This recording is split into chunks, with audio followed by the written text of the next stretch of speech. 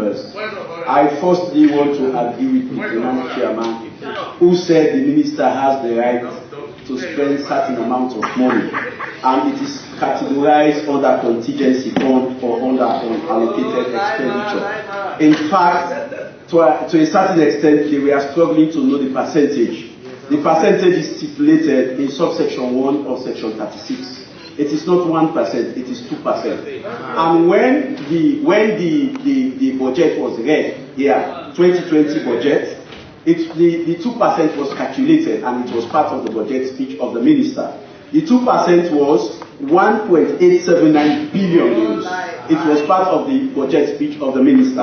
And also, in 2021, the 2% was 4.28 billion euros. It was part of the budget speech. But Mr. Speaker, honorable members, instead of spending the 2%, which is 1.875 billion euros, they spent 17.624 billion euros.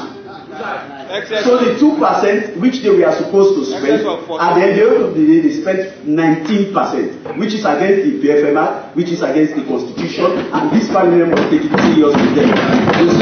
Honorable member, Honorable Abdul Kabu, yes, with all due respect, yes. See, this nation's money is no minister's money. Yes, sir. The money of this state does not even belong to the president. You're right. It belongs to the people of Senegal. Let me tell you, sometimes when we argue like the people out there, I tend to just come in to guide you. No individual is going to spend a dime from our coffers without authority of law. You're right. If you do that, you regret it. In fact, it's not possible. In fact, the procedure for even accessing the procedure for even accessing the kit of the state is not as simple as you think. Totally impossible for anybody to just get up and spend money from the coffers, or you just go do a small note to the Bank of Sierra Leone and tell them, give us 10 billion. Totally impossible.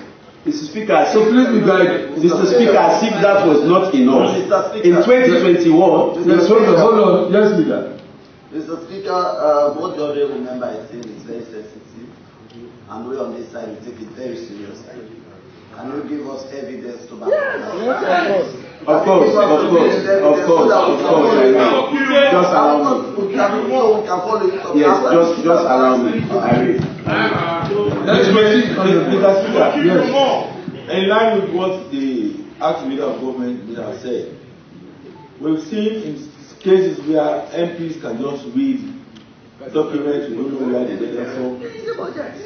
I am referring to the budget. I am coming. You said, now, for the honorable from Calabar, Mr. Speaker, please take note of my time. Yes, I'm taking it. I have known since 2012 here, or from 2018, each time you state the position that it is in tandem with paragraph 39 of page 9 of the state opening address of the president in 2018. And I learned also that it is in tandem with paragraph 27 of the state opening address of the president in 2019. And it reads, the new direction will introduce the practice of annual budget ceiling, beyond which government cannot borrow. And one of the notable and credible CSOs when it comes to budget in Sierra Leone is the Budget Advocacy Network. And let me tell you, in their statement, they are requesting from government to publicly state the ceiling that they are referring to, beyond which they cannot borrow. But that ceiling is yet to be stated by government, even though it is in the New Direction Manifesto, it is in the 2018 and 2019 state opening address of the president. But let me tell you, Mr. Speaker, what is very serious? It is serious that debt servicing has taken 4% of our GDP. And whenever any country's debt servicing is 4% of the GDP, the economy of that country is in shambles. It's in shambles. So when we talk about debt, Mr. Speaker, hold on. Again, with respect to the honorable member from India, he's referencing budget advocacy of our nation has grown from 2018 to 2020 by 72%. The debt of our nation. Yes. In 2018, our debt was 17.83 trillion in 2018. But in 2020, it grew to 30.71 trillion, which is very alarming for a country. So meaning, for the past 10 years, the previous government borrowed 15.03 trillion for the past 10 years. The previous government borrowed 15.03 trillion. This government, just for 3 years, they have borrowed 13 trillion, which is almost to the 15.03 trillion. And let me shock you, their projection, the projection this government is making, that 2021 they will borrow 14.3 trillion, which is almost equal to what the previous government borrowed in 10 years. It is very alarming. It is very serious. And let me tell you what I did. I took a look at the statistics Sierra Leone, the census they recently did. I took into cognizance the number of Sierra Leoneans we have, and I shared this debt among each and every Sierra Leonean. I came to the realization that if this debt is equitably distributed amongst Sierra Leoneans, each Sierra Leonean is to pay $425. So go and tell your kids that this government has borrowed to the extent that each king, each Sierra Leonean is to pay $425. This debt system is very serious for our nation.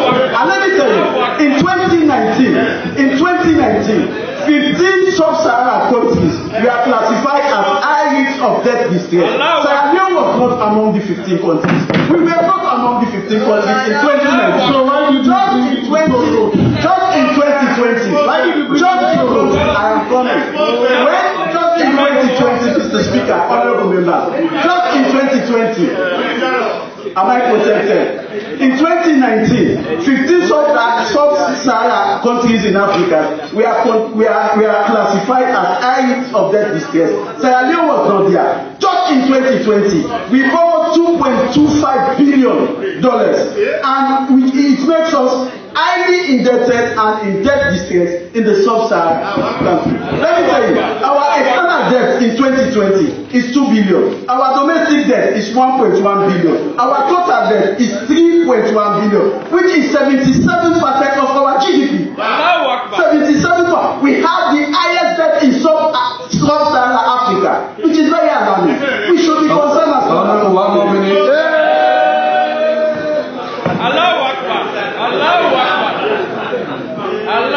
Mr. Speaker, honorable members, our revenue, 25% of our revenue is used for debt servicing. Yeah? And also 59% is used for the wage bill. So the debt servicing plus the wage bill takes 84% of our revenue. So we only have 16% of our revenue for discretionary spending.